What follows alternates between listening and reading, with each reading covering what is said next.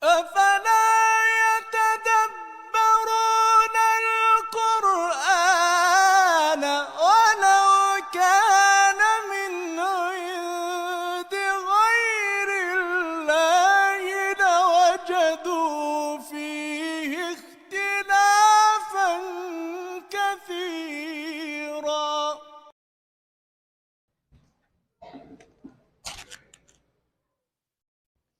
Assalamualaikum warahmatullahi wabarakatuh.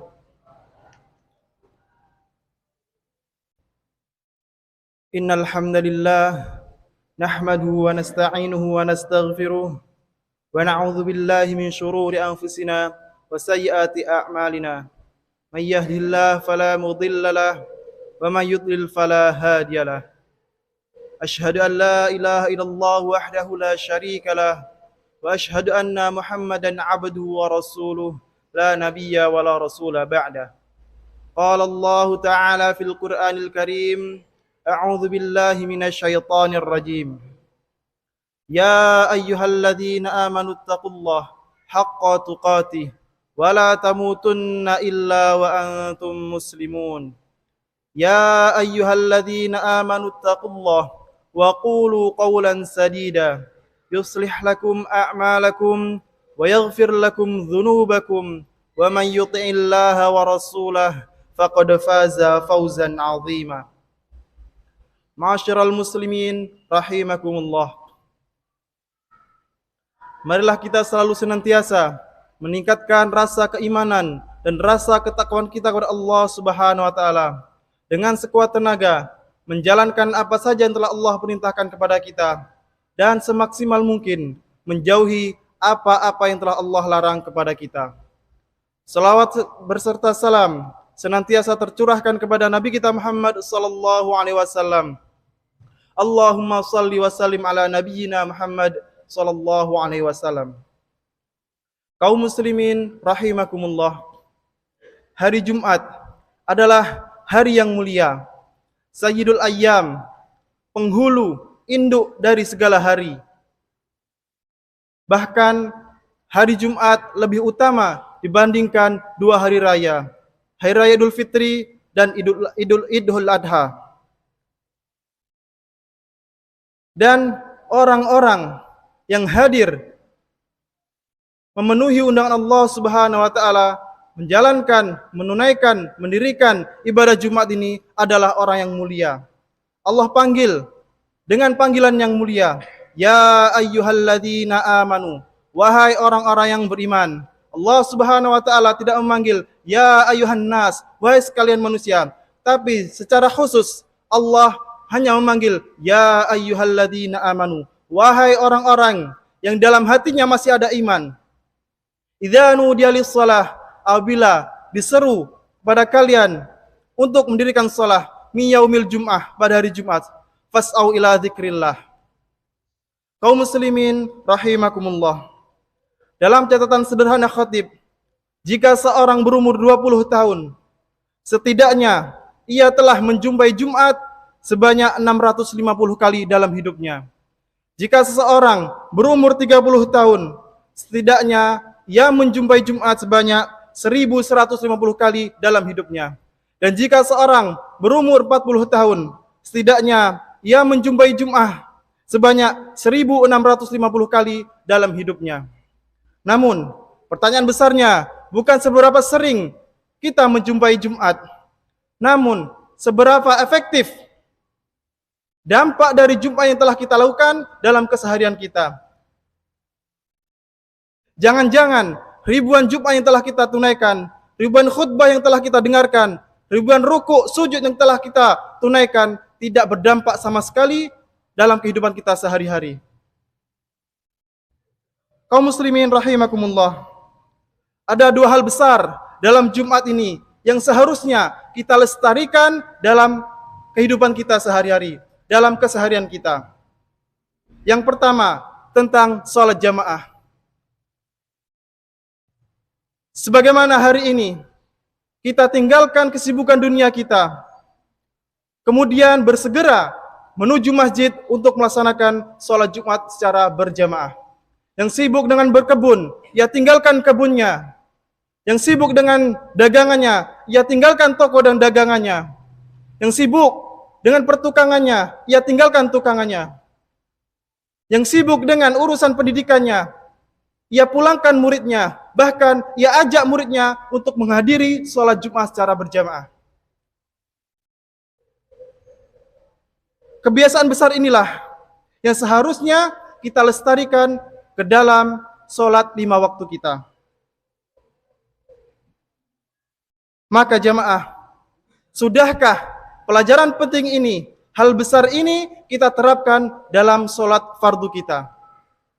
Jika belum kita terapkan dalam sholat fardu kita, maka mulai detik ini, mulai saat ini, berkomitmenlah kita untuk memperbaharui kualitas sholat kita dengan cara sholat secara berjamaah di masjid. Kaum muslimin rahimakumullah, bukankah kita telah melihat apa yang terjadi pada saudara kita? Saudara kita kemarin ia sehat, namun ia tidak pergi ke masjid. Hari ini ia sangat ingin pergi ke masjid, namun ia sedang sakit. Dan keesokan harinya, akhirnya ia ke masjid, namun untuk disolatkan. Kaum muslimin rahimakumullah, Nabi Muhammad SAW bersabda, "Man tatahhar fi baitihi, thumma masya ilal masjid, thumma masa ila baitin min buyutillah, liyaqdiya fariidatan min faraidillah, kanat khatwatahu ihdahuma tahuttu khati'ah, wal ukhra tarfa'ud darajah." Barang siapa yang bersuci di rumahnya, kemudian berjalan ke salah satu rumah Allah untuk melaksanakan kewajiban yang telah Allah tetapkan, maka kedua langkahnya, yang satu menghapuskan dosa dan yang satunya lagi meninggikan derajat. Hadis riwayat Muslim, hadis nomor 66.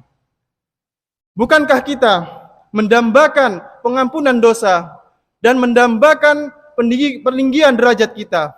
Maka oleh karena itu, wahai jamaah, lunakkanlah hati kita, ringankanlah langkah kaki kita untuk menuju masjid, menunaikan ibadah salat secara berjamaah. Kaum muslimin rahimakumullah, hal besar yang kedua adalah mempelajari ilmu agama. Di setiap Jumat kita disuguhkan dengan khutbah Jumat yang isinya tentang ilmu agama dan wasiat takwa. Maka sudah seharusnya kita bawa kebiasaan penting ini, hal besar ini, yaitu kebiasaan mendalami ilmu agama dalam kehidupan kita sehari-hari. Teruslah pelajari ilmu agama, karena dalam agama Islam telah tersaji secara sempurna resep bahagia dunia sampai ke surga. Mustahil seorang pilot mampu dengan mulus menerbangkan pesawatnya jikalau ia tidak mempelajari dahulu. Ia harus tahu guna tombol ini, guna tombol itu. Ia harus menguasai semua yang ada di dalam kabinnya, ada di dalam hadapannya. Seperti itulah kita. Jika kita ingin merasakan kebahagiaan dunia sampai ke surga, maka pelajarilah ilmu agama. Karena sangat berpotensi besar seorang yang tidak paham dengan agamanya akan menumbur segala bentuk batasan-batasan yang telah Allah tetapkan. Ia akan tidak berpikir dua kali apakah ini haram atau halal, karena ia tidak tahu aturan-aturan agama. Oleh karenanya, kebiasaan mendalami ilmu agama kita teruskan, kita lestarikan dalam kehidupan kita sehari-hari. Kaum muslimin rahimakumullah, Nabi Muhammad SAW bersabda, "Man salaka tariqan yaltamisu fihi ilman, sahhalallahu lahu bihi tariqan ilal jannah." Siapa yang menempuh jalan untuk mencari ilmu agama, maka Allah akan mudahkan baginya jalan menuju surga. Inilah, jikalau kita belum mampu menjadi orang yang soleh, menjadi pengajar ilmu agama, setidaknya kita menjadi orang yang menuntut agama, orang yang memperdalam ilmu agama. Dengan itu, semoga Allah Subhanahu wa taala memberikan kita jalan kemudahan menuju surganya Allah Subhanahu wa taala. Barakallahu li wa lakum.